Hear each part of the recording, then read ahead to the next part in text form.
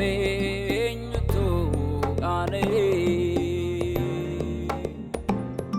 Yesuus waame eenyutu yelle si bule si birate eenyutu gatame namasif jirate ate ngatu gatini base sana hinramfatu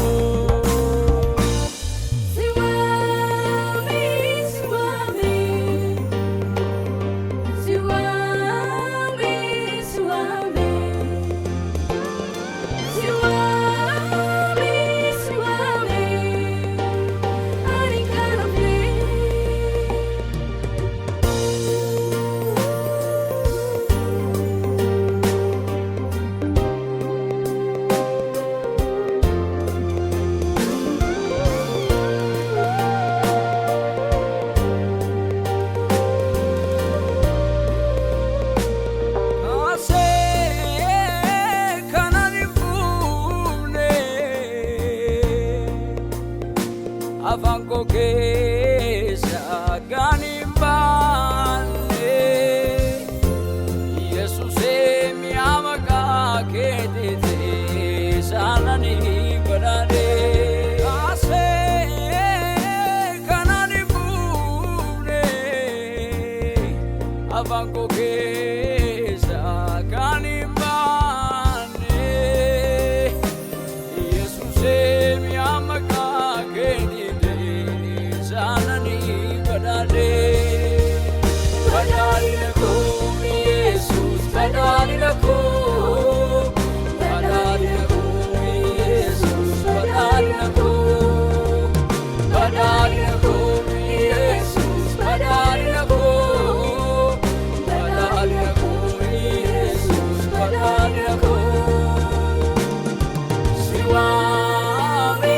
siwaame siwaame siwaame siwaame siwaame ani kana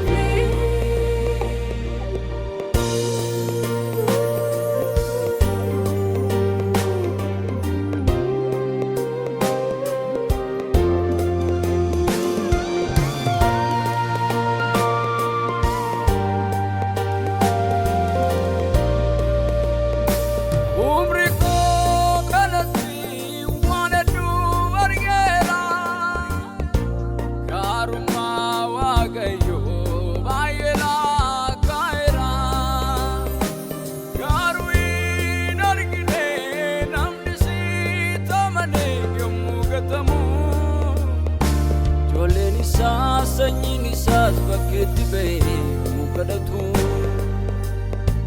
irraafee ni arjooma namni kan kee yoom gatama harka keetiin gargaarama barruu keerraatti baatama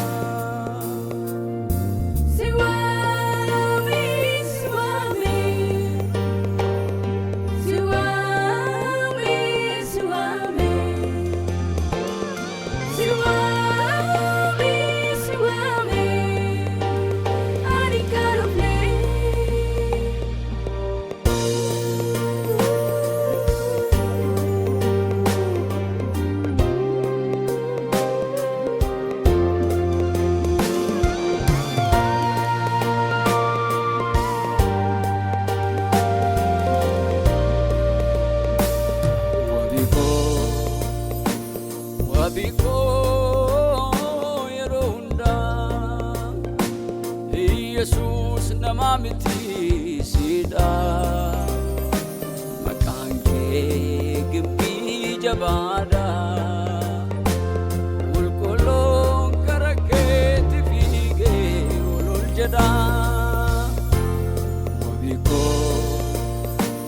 wabiko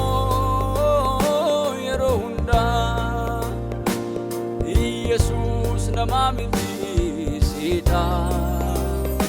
maqaan kee gibbii jabaadha